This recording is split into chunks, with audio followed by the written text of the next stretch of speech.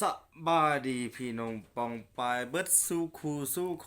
นมื้อนี้ก็อยู่กับซองเบาเวียง KPC คือเก่าเนาะ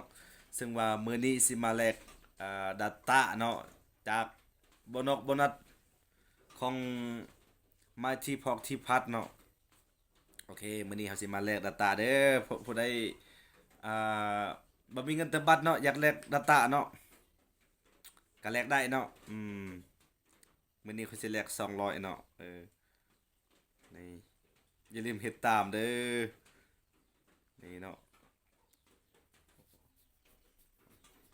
2,000เฮาก็มื้อนี้เฮาสิแลก2,000กิก2,000เนาะเพราะว่าจะได้10กิกเนาะ30มื้อปริง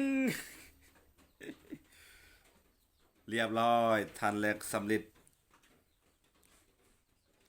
เดี๋ยวแป๊บหนึงเดมจะจะทุยแอม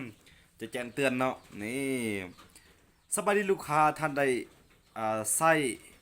2,000คะแนนแลก Data 10กิกสำเร็จแล้วอายุการนำใช้30มื้อจะสิ้นสุดในวันที่18เดือน8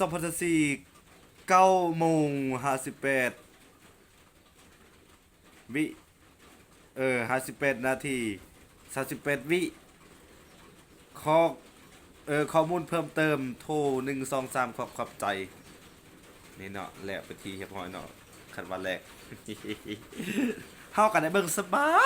ายเนาะโอเคเนาะใครที่มักคลิปนี้แล้วก็อย่าลืมกด Subscribe กดไลค์กดแชร์ทางช่อง VNKPC นะสำหรับคลิปนี้จบเพียงเท่านี้เนาะ